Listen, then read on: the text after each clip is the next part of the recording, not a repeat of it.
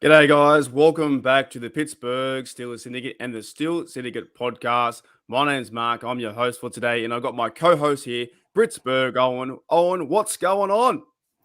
Mark, it is another Thursday, and we're building up towards yet another Steelers game against the Buccaneers. And Tom is back in town. Brady's back. Unbelievable that Brady still exists in the NFL. I'll just say it now. The Steelers are going to be versing Brady and the refs. It's going to be a very hard game. I, Yeah, I, I definitely. really think so. Like last week with that Falcons call. Like, what is your opinion on that Falcons call? Absolute rubbish call. It was a The sad wor- end off. Have you seen all the Mickey taking that's gone on this week about how you should sack a quarterback? Kevin Hart did one the other day, I think, on one of the NFL shows. It was hilarious. They're showing him, you have to pick them up now. You have to put them on the ground with a pillow, lie them down, then cover them with a blanket to make sure they don't get cold and everything. that to me was like, I can't even explain any words. Like, I literally can't. That is probably, when you say every time you see one of these things, the worst, like the worst, you know, that Rams game or Saints game where that guy tackled the corner out of the way or whatever happened. You're like, that's the worst call ever. Yeah. This might be the worst call ever. Like, it was a form tackle. What is the player meant to do? What's he meant to do? Had him by the hips, swung him around softly to the ground, and the tackle was complete. And the ref goes, "Oh, it was 3rd and 8. Oh, flag." Brady's back in town. They go down, they win the game. You gotta feel bad for the Falcons, man. They've been in a horrible situation for a long time since Super Bowl. But I'm telling you right now, it's going to be a very hard game with the Steelers, not only versing the Buccaneers, they're versing Brady. We have a bad offense right now, and they're versing the refs. So it'll be keen to see who we get. But in today's show, Owen, oh no, before we start, when is your Pens playing? If you guys are Pens fans, they're playing tonight, right? Yeah, they play tonight. The puck drop just after midnight tonight on the home opener against the Arizona Coyotes. So yeah, start of the new NHL season. So hopefully, at least one Pittsburgh franchise can compete for the big prize this year.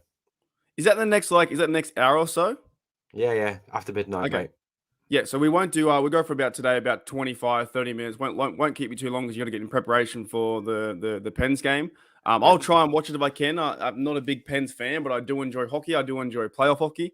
I went over to the States and I saw Crosby and the Penguins play the Devils on Christmas Eve before the Yeah. Steelers versus Ravens game. It was fantastic. So yeah, there's some good things happening around. JJ already says fire Canada. Fire Canada. He's awful. Who do we have here? We have Daredevil, and we have in the live chat too. And you guys can watch it later as well on the Pittsburgh Steelers Syndicate when you click the video. Steel Girl 808. So let's get into today's, bread and butter of the show. We want to be a bit more positive because it's still going to be a long season. And look, I don't know about you, Owen, but I don't wait all year to be super negative and like, oh, this year sucks. We'll just get them next year and we want to tank for number 1 overall. Because if you do that, you're missing out on like the next 12 games.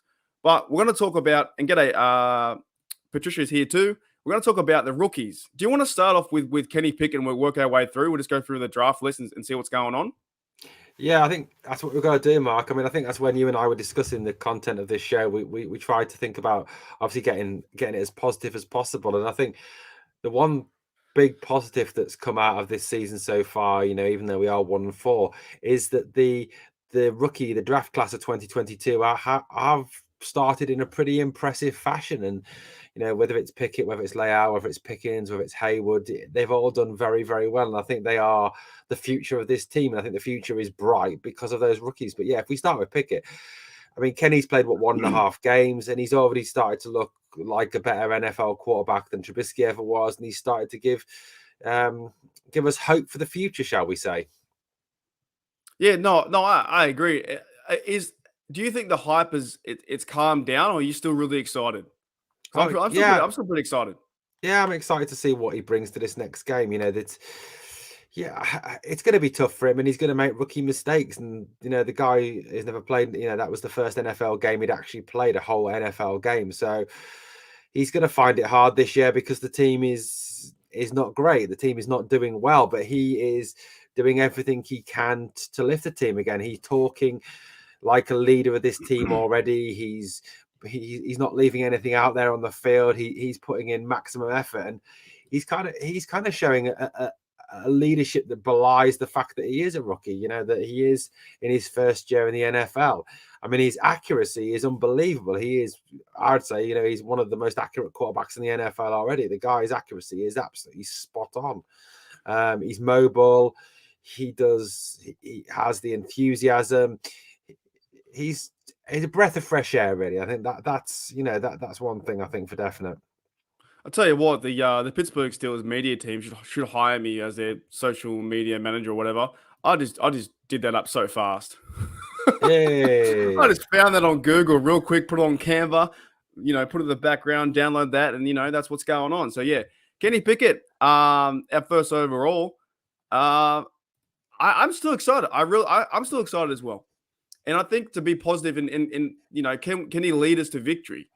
I think in this game, this is a big test for him at home. The Steelers got to win at home, right? When's the last time we lost 3 games at home like this? You know, it's going to be a big ask for the Steelers to go and beat the Bucs, but Kenny Pickett has to get things together. And now I do know, no matter how skillful Kenny Pickett is, the Matt Canada offense is atrocious. And to a certain degree, the Mike Tomlin coaching right now is atrocious, and the team's playing really bad. But can they get out of this? Like, it's only one game versus the Bills. Now, if it's going to be a recurring theme and over the next 3 weeks, they lose 30 points a game and can't move the ball, then yeah, I'll put my hand up and say, yeah, things are broken. But I do believe there's a big chance for this offense to work because we have a guy like Kenny Pickett, and you can't go back to Trubisky. He brings excitement. He's got a bit of courage, a bit of moxie, a bit of physical nature behind him. He's already got that leadership, that mentality. You know, you can kind of see it in the interviews too, where he doesn't take any crap for no one. He's got the right words too. You know what I'm saying? Like, he knows how to talk to the media. And I think he wants to play for a bit of, you know, pride and passion. You know, he wants to go out there and at the start of your career, you don't want to be a bust, do you? No. If you go out there. So yeah, like can Kenny get it done this week? It's going to be hard, right? It's Kenny versus Tom Brady, but even in saying that, Kenny versus Tom Brady, he said, well, I'm playing the defense. I'm not playing Tom Brady. Yeah, exactly. Yeah, and it will be tough. You know, the Bucs have got a decent defense. You know, Levante David, for example, they've got on that defense. Vita Vea, they've got some good players. I think Shaq Barrett's still there. They have got some very, very good players on that defense, and it isn't going to be easy. But Pickett talks the right way. He leads the right way. He really does set the example out there. You know, if you look at his post-match press conferences as well that he's done, he takes it on himself. You know, he takes responsibility, and he talks about not liking losing, and you know, he talks about it as, you know, as what he has to do. He's very different to Trubisky. Trubisky was always we in terms of trying to defer blame constantly. But Kenny is very clear in the fact that, you know, he is looked to as the leader of that offense. And he is very clear in that aspect that he is the leader of the offense and he has to do this and he has to do that to get this right. And that's the right attitude to have as a quarterback in the NFL. And it is absolutely spot on from Pickett. And I think Pickett brings a breath of fresh air. And he also puts in place the fact that we do have a franchise quarterback for the future that we can now build a team around. Yeah, and it to me, like, and I want to bring up this comment first. Mason Rudolph number 2 says you're missing the quarterback, Mark, and Mason Rudolph. But I think we'd all struggled with Trubisky. There was no leadership quality there. There was no excitement. Kenny just seems to get it, and he's only going to get better, right? He's only going to get better. But let's move on. It's not the Kenny show as much as we want it to be. The Kenny show is good, and I think Kenny Pickett will have a good chance to, you know, we really haven't seen him develop. You know, he's only played one game, right? I want to see a whole season of work before we, you know, some people out there calling him a bust, saying he's terrible. Well, he hasn't scored a touchdown yet, but the Steelers offense hasn't scored a touchdown. You saying in the before the show, Owen, a receiver hasn't scored a touchdown since the Lions game. So it's not just on Pickett. But Pickett went out there and threw 300 yards, and I believe he can get this job done because he's exciting. He's very exciting. Yeah. And the home fans, if you can't get behind, I'm going back from the microphone. If you can't get behind Kenny Pickett now, or like get pumped up, or the team can't get pumped up, then there's a real big problem, and we do know that. But let me go into the next guy. We'll go through the list, and where's my banner? Here it is, mate. George Pickens. What's going on with George Pickens? Is he the most physical guy on the team? Oh, Pickens is phenomenal. I mean, he is one of the shining lights of this rookie class. Arthur Motes said today that he is wide receiver one, and you know what? He is wide receiver one. He is already, I think, head and shoulders better than Deontay Johnson. He's head and shoulders better than Chase Claypool. He can do everything that Chase and Deontay cannot do. He can high point the ball. He can go up and catch the ball in competitive situations. He can come down with the ball and then accelerate away from the person who's on him. He doesn't drop the ball, Deontay. He comes up big in pressure situations when he's under pressure. You know, that touchline catch, I think it was against the Jets. You know, he toe tapped both feet down, unlike Deontay, who seemingly can't get his feet down in bounds these days.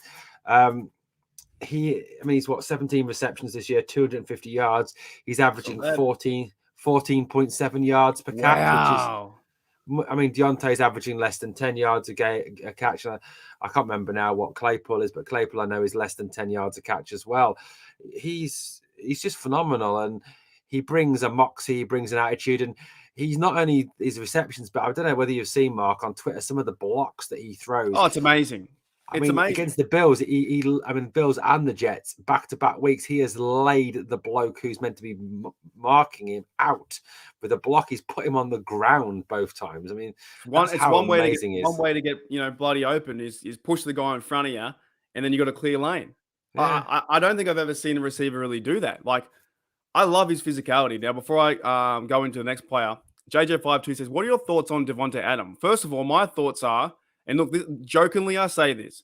Me and Owen, we do a fantasy football with our syndicate. We have Pittsburgh Steelers Syndicate, Minnesota, Detroit, and Denver Broncos. We have a football fantasy syndicate. Now, Owen had Devontae Adams in his football fantasy.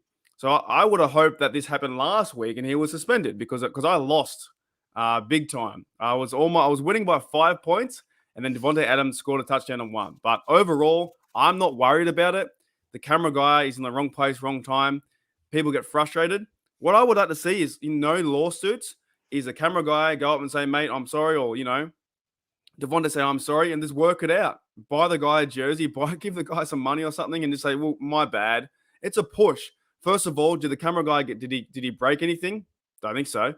Maybe his pride. That's about it. The two people have to come together as men and say, "My bad, I got in your way and you pushed me over. That sucks. Move on."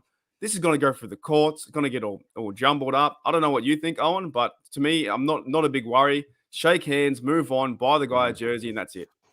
I just think it's ridiculous. I think there's certain members of the media and certain members of the camera crews and stuff.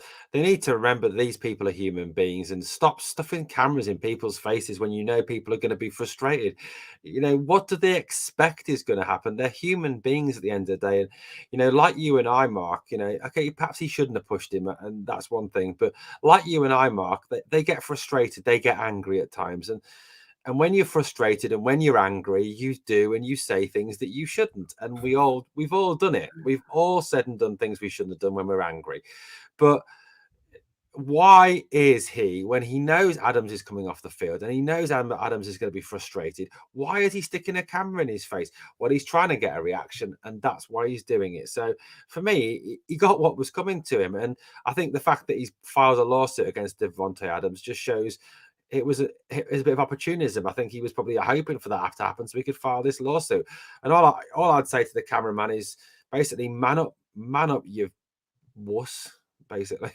Look, to me, it's just, it's unfortunate it happened. You shouldn't be getting someone's face like that, and the frustration can arise. But obviously, I would say that Devontae Adams would go and say an apology and say whatever, blah blah blah. Get together. It doesn't need to be a lawsuit. Brian Brown says, if this turns into a Raiders show, I'll be gone very fast. Mate, it's a podcast. Let's be honest, it's a podcast and go all kinds of directions. Yeah. I could talk about the Raiders, the immaculate reception. It's just a comment that came up. It's all cool. We're getting back to Steelers. let's get back to George Pickett. But of course, I've done work before on BTSC. Me and Maddie did a pizza podcast, and Owen, you're in the chat. That was I amazing. love the pizza podcast. The We did pizza a pizza podcast was podcast amazing. for 20 minutes. Like, It was the best. Come on, man. I remember that. You know what? I still remember exactly where I was and what I was doing at the time of the pizza podcast. I was working nights for Tesco. I was filling the meat aisle and I was pissing myself laughing. Sorry, wetting myself laughing. You two talking about pizza. That's just sometimes the way it is, man. Podcasts can go all kinds of directions. We haven't got any notes. We got no notes. We want to bring up we want to get you guys involved in the chat. And if you've got any questions about England or Australia or the NFL, and let's be honest, we were talking about the Steelers, but everything is relevant to me. Like, we don't want to see, like what I find real relevant about that, right, is he goes and gets or in trouble, but then what's the guy? Aaron Donald doesn't get in trouble for what he did. Do you know what I'm saying? Like, he can push a cameraman over, but Aaron Donald swinging helmets gets nothing. So I'm just saying it's crazy. And also, going back to what happened last Sunday for the Steelers, Damar Hamlin doesn't get a flag against him for that late hit on Kenny Pickett when Pickett's sliding. And by the same token, Shaq Lawson, who I think is a disgusting human being, goes after Kenny's knee and could have broken Pickett's leg with that challenge. A challenge he didn't need to make. Pickett was running out of bounds and throwing the ball away. There was no threat to the Bills. And that animal goes and makes a tackle like that. And then he's giving it 6-0 on the sideline, trash talking and whatever. Shaq Lawson needs to take a long, hard look at himself and realize what an absolutely disgusting human being he is. It's awful. That a tackle put for the legs could have put Kenny out for the season, maybe his career. Who knows? Like, that was beyond bad. The players know not to go low on players like that, right? But hey, let's get back to some Steelers content. We don't mean to derail too much, guys, but it is a podcast. We're humans. So don't go out there and sue us. All right. We don't have to come and shove you over. Yeah, we won't be doing that. Who do we have next? So to me, I was going to say one thing though, Mark. Pickett to Pickens, like I think we've talked about before. Yeah. I think it's going to be a long-term thing. I think you're going to see, for me, I think you're going to see the Pickett-Pickens combination been like Big Ben to AB was. I think, as much as Big Ben relied on AB back in the day before AB lost the plot, I think we'll see the same thing with Kenny Pickett and George Pickens. I think they really do have the potential. And George Pickens certainly has the potential to be as good as, if not better than AB, because he's got more physical attributes. He's bigger than AB. He's probably quicker than AB. He's got all the skills necessary to overtake AB and be as good as him. They weren't targeting. I don't think they were targeting George Pickens at the very start of the season, right? They only started when Kenny came into the game. Then they started targeting Pickens more, and he was getting frustrated with Trubisky. So this kind of stuff, we are very overreactionary because we're 1-4 and we're not winning. And of course, it does suck right now, but we can always try and get better. And I do believe that Pickens he can help them lead them to victory. Now, saying Pickett to Pickens all the time is Pickett. It's hard. I get confused. Yeah. Numerous times I've said Pickens as the quarterback or vice versa, Pickett as the receiver. So Pickett to Pickens is going to be cool to see. Let's move on to the next guy. DeMarvin Leal. What are your thoughts on DeMarvin Leal? I think Leal has come in and he's forced his way into a starting role, hasn't he? I think a lot of people thought that DeMarvin Leal at the start of the season would be a bit part player, would play the odd snap here and there, but he's really become an essential part of the lineup. And I think it was Dejan Kovacevic joked on Daily Shot of Steelers the other day. He goes, well, Mike Tomlin talked about big changes this week. There's the big change. He's moved DeMarvin Leal ahead of Isaiah Loudermilk on the depth chart. There's your big change for the week. But Leal is, he's made good key tackles at key times. He's had passes defensed as well. He's had QB hurries, QB hits. He hasn't had any sacks yet, but he's starting to get to the quarterback. He is looking like someone who could be an exceptionally effective part of that Steelers defensive line in the future, and somebody we can build a defensive line around. Because I think we've got to remember, obviously Tyson, I think, is in his final season with the Steelers. Cam Hayward, I would be surprised if he's got any more than a season in him. To be honest with you, I can see him retiring at the end of the season. Could be. Ogunjobi's only on a 1-year contract. I think realistically, Leal is someone that through the draft next year and through free agency next year, we can actually build a team around. He is that good of a player. He's playing really physical. He's the one that put his hand up and stuffed the Josh Allen ball down, and he's playing some good football. But we still need the whole defense to play better, and it's not happening. Yeah. I could also see Cameron Hayward, leaving because at the same time, Cam Hayward can't do it himself, and he might actually he may go to. What are your thoughts about Cam going to another team? Would he ever go to another team to win at a Super Bowl if we can't win one here? No, I don't think he will. I think he's a Steeler through and through, but I can see him going at the end of this year or even after another year because he's getting to that point in his career where he's not getting any younger. He is getting injured a lot more, and you've got to start to make that judgment, haven't you, as a person, of mind as a player, for the quality of life after the NFL. How many NFL players have gone on and played for far too long and ended up in a situation where their quality of life has been affected. I mean, I know this is a slightly more serious example than Hayward's ankles and shoulder injuries, but you look at someone like Mike Webster. Mike Webster played for far too long. And, if you haven't read it yet, Their Life's Work, or even looked into the story of Mike Webster, go and look into what happened to Mike Webster as a person after he finished his NFL career because of the damage that he took to his brain through the game. And he had no life at the end. He barely knew who he was or who his family was. And on Thanksgiving and Christmas, as he would sit in his car outside his family's house because he didn't want to be an embarrassment to his family. And I mean, that's sad. And I think a lot of players now are getting to that point where they are considering their health and their future and not going on too long. And I think Cam could be in that position, his quality of his life after the game.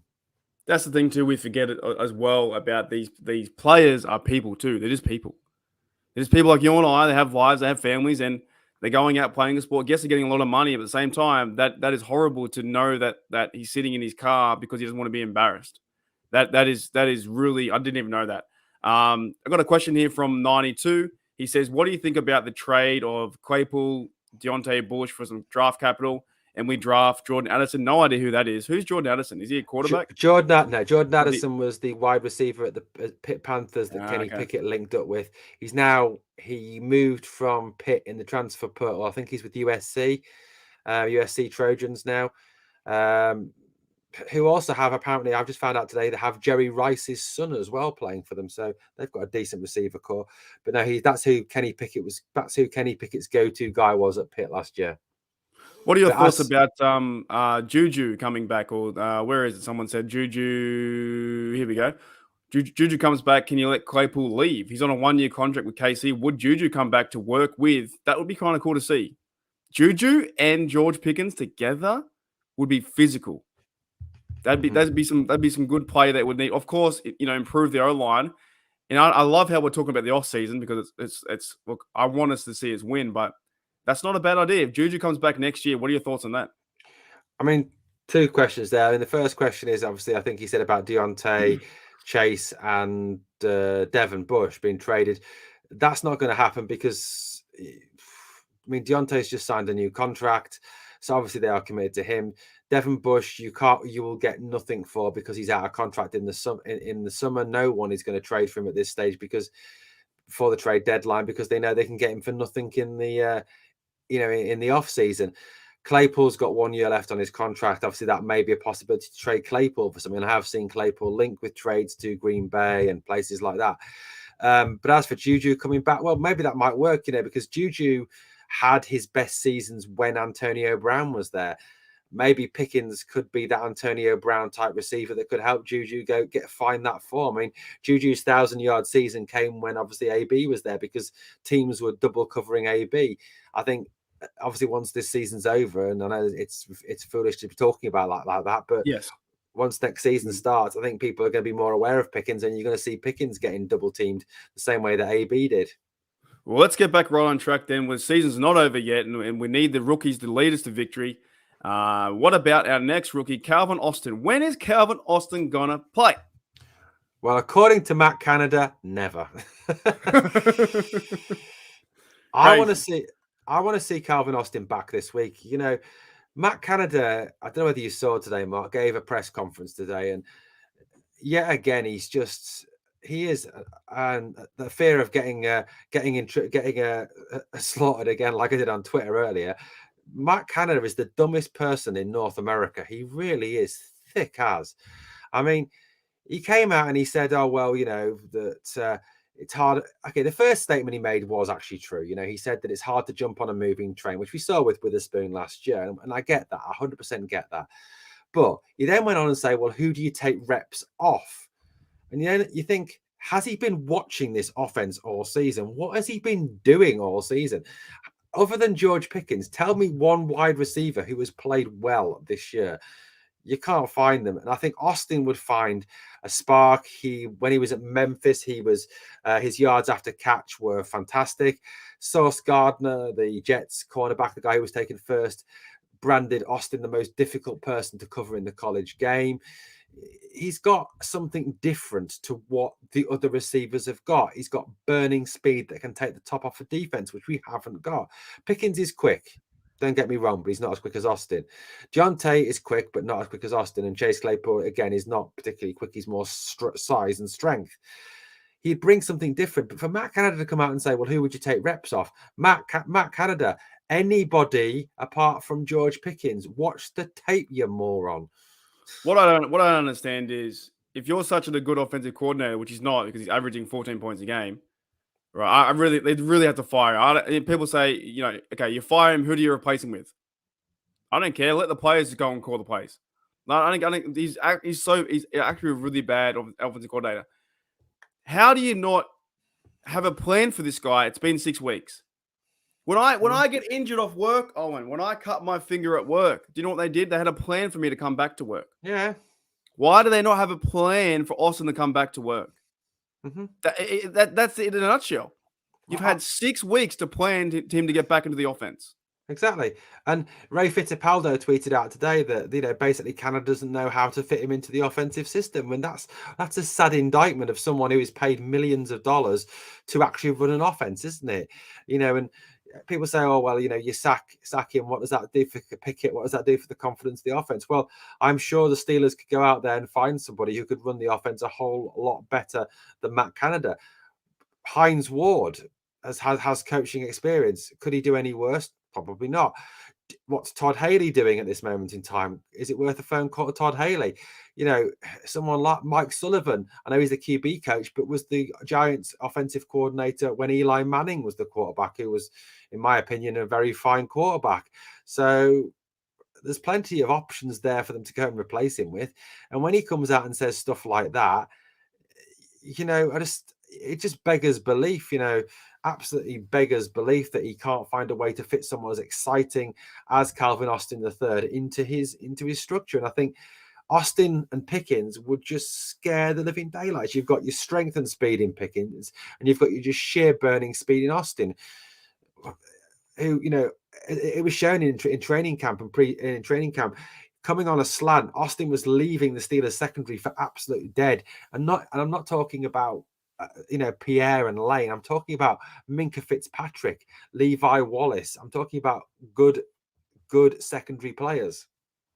So here it is. So points per game, and this is the stat that matters. Overall, it trumps everything else, right? Pittsburgh Steelers are ranked 30th in the NFL, 15.4 points per game. Now, that could be even worse without the addition of Kenny Pickett. It could easily be like 7 points per game, I reckon. Mm-hmm. Now, that is coming down from last year. It was in 2021, it was 20.2. They're 5 points worse than before. He is incompetent. Matt Canada is awful. He needs to be fired yesterday. He has to be, but it won't happen. And I don't understand. If you can't fit Austin into the field, he's got speed. Is he fast? Yes. Can he catch? Yes.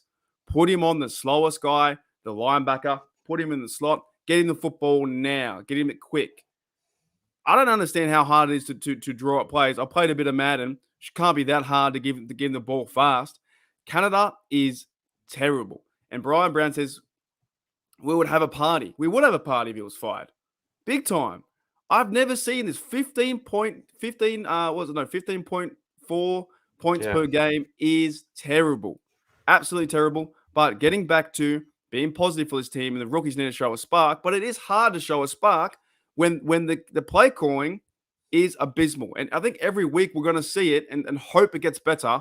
And then it's like, yeah, it's the same. It's exactly the same, right? Now, with your thoughts, so you brought up Hines Ward, right? I know that Hines Ward's going into the XFL next year. He's going to be a head coach. So I don't know if he's going to be an option, but he would be a far better option than anything right now with Matt Canada. This whole Matt Canada system, they fired Matt Rule. He was a college coach. It doesn't work for the NFL. The defense has already figured out that every single defense right now goes, okay, what did last week's team do against the Steelers? Well, we'll just copy that. We'll copy that. We'll wait for the Steelers to do a 3rd and 8 screen and go backwards, and we'll cover that. And they're not going to pass the ball on the sticks. Now, Kenny Pickett has a better chance to go out there and win. But at some point, you got to say, or Tomlin needs to say, mate, you're not scoring any points. When you're not scoring any points, you need to be scoring more than 21, 24 points. If I look at the list, right, team rankings, KC is scoring 31 points a game average. Buffalo, Detroit, 30, 28. Baltimore, 27. Philadelphia, 27. Cleveland, 26. We play Cleveland, Baltimore, Philadelphia in the next, upcoming games. There's no way we beat them. So, anyways, what are the Bucks scoring? Bucks are scoring. Now I can't find it. Where's Tampa Bay? Tampa Bay, 19. They're scoring 20 points a game. So, right now, if you go on those stats, Tom's going to score 20 to 15. We lose. But in saying that, let's move forward to the next player. Who's the next on the list? We have another guy that needs to be in the offense, Connor Haywood. What's going on with Muth? But first of all, what's going on with Frymuth's injury? So Muth in concussion protocol, and I think it's a likelihood he probably won't play Sunday because of the fact this is his 3rd concussion, in 2 seasons. And given the strictness now of the NFL concussion protocol after the injury to Tua Tagovailoa, I think there's a very good chance that, we can't risk his health again. We can't risk him getting another concussion. So the likelihood is he is out. Zach Gentry is back, which is good news. But Connor Haywood proved on Sunday when he came in after Frymuth's concussion, he can get the job done as a receiver. He did a good job. He caught the ball. He got a couple of first downs. And I know they were running prevent defense. I get that. But he caught the ball. He was secure with the ball. He fought for yards after catch. He did everything you want a tight end to do. So Connor Haywood has got to be given an opportunity to go out there and impress against the Buccaneers if Frymuth is not fit. Yes, Zach Gentry therefore becomes your tight end 1, but Zach Gentry, we know, yes, he is getting better at the receiving side of the game, but his strength is blocking. That's what he's there for. Connor Haywood's strength is catching the ball. Use that strength. Factor him into the game. He's a good player. I don't know. Another reason why they're not using Connor Haywood that much, I don't understand. It all comes back to these guys are skillful. They're good rookies. They give them time to go and play. And the Matt Canada system, the broken system, the bipolar system is not working. We've got one more player to go, Owen, because you got to get out of here and go watch your Pens versus the Coyotes? Coyotes? Coyotes, they got to play soon. The last player, where's me old? Here it is. Mark Robinson. We won't do Chris Oladukin because he's gone. I don't even know where. Where's Chris Oladukin at before we do He's Robinson? on the practice squad at KC. Okay, there you go. So Mark Robinson. Why aren't they playing Robinson? Don't know. Because Robert Spillane's got Dan McCullers photos of Mike Tomlin. I don't know. Mark Robinson, yeah, he's a rookie. Yeah, he's only played 1 year at linebacker, but again, I'm going to make the point that this defense is not playing well. Robert Spillane is not playing at all well. He is blowing his coverage. Spillane, everyone said, oh, well, you play Spillane because he's good at covering. That's what you're playing for. He's not a run stopper, but he's good at covering the pass, sorry. He hasn't been. He's blown so many coverages. Yes, he had that pass breakup last week, but it was more out of luck than anything else. It hit him in the backside. Oh, I did see that. Josh Allen threw it and it hit him in the backside. That's how he broke the pass up. He wasn't even aware that it was breaking the pass up until he must have felt a ball hitting him in the arse, and that was it. Does that count? Does that count as a pass breakup? That counts as a pass breakup. No, I think even I could do that, I reckon. But, but seriously, the guy is hopeless. He should never be allowed on an NFL field ever again. Well, not in black and gold. And Robinson played all right in the preseason. I can't, and it's not like you're asking Robinson to start. That's the other thing. You're not asking him to start you're asking him to come in relief of Bush or Jack, or Allen. Do you know what? I hate Marcus Allen, but I trust Marcus Allen at linebacker more than I trust Robert Spillane at linebacker at the moment. JJ52 says he put Robinson at fullback. He hits harder than Derek. What caught the first pass last week? Yeah. So I was shocked. He caught the first pass, but he went for 1 yard.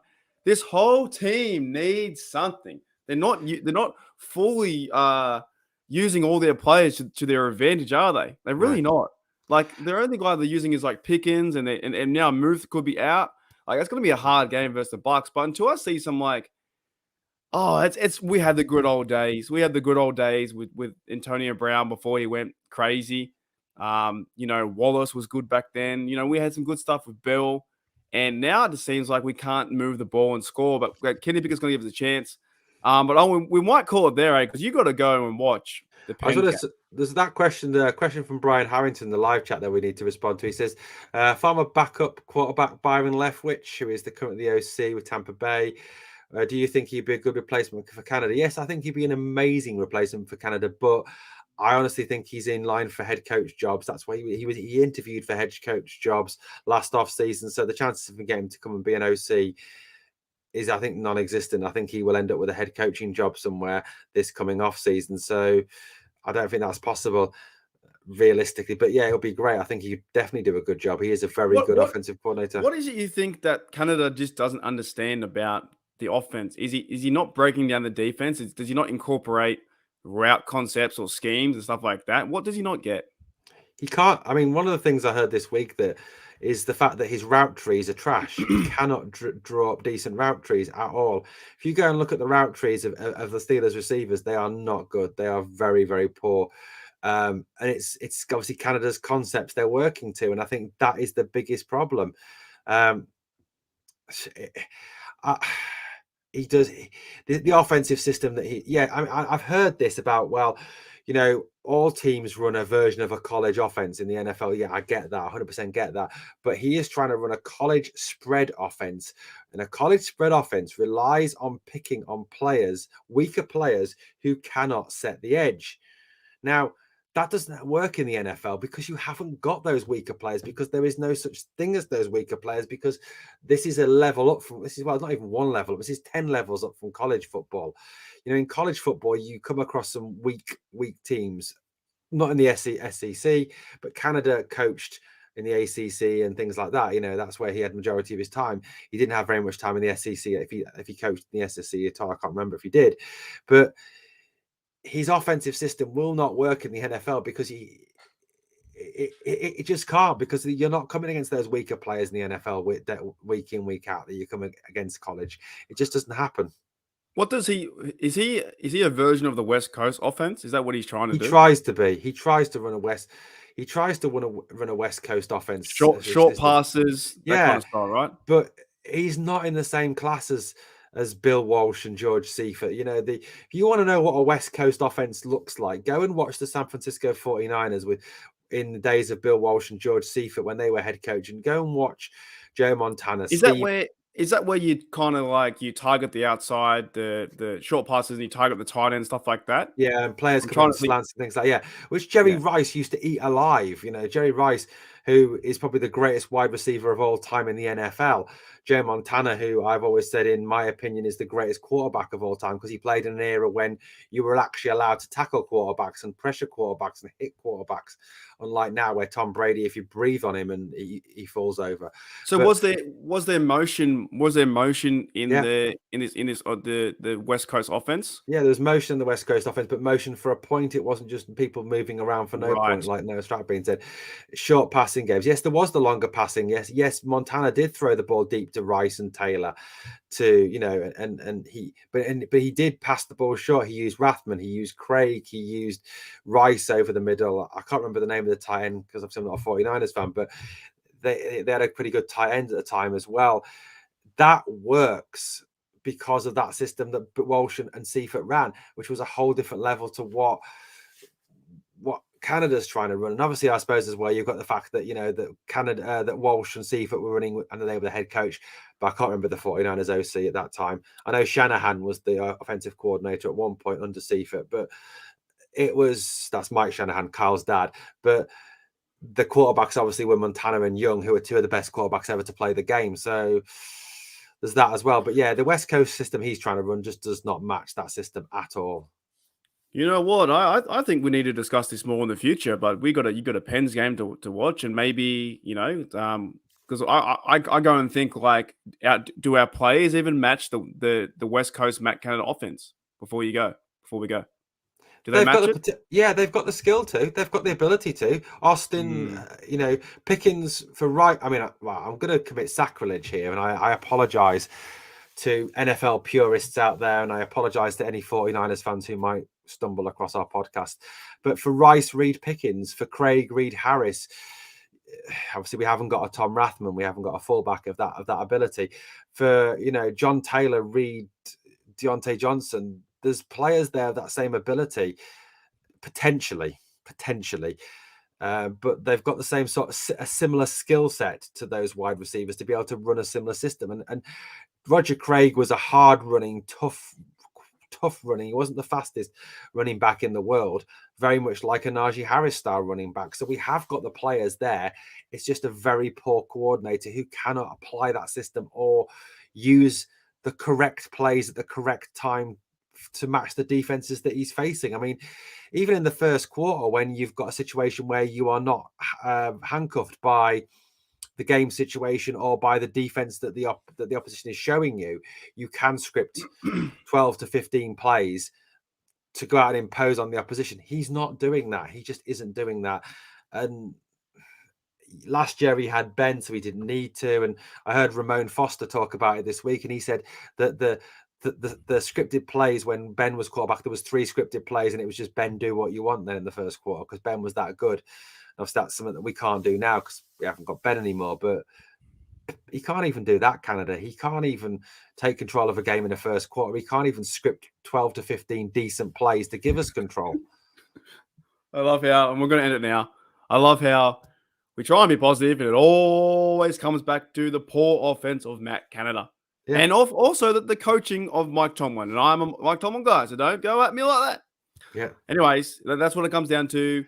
Hopefully you guys enjoy the game. We'll be doing more videos in between time. Thank you for checking out Pittsburgh Steelers Syndicate with myself, Mark from Steeler Nation Australia, and Owen from Britsburgh. Owen, we're going really hard in the paint. Hopefully you guys enjoy our content, enjoy the show. It's a lot of fun.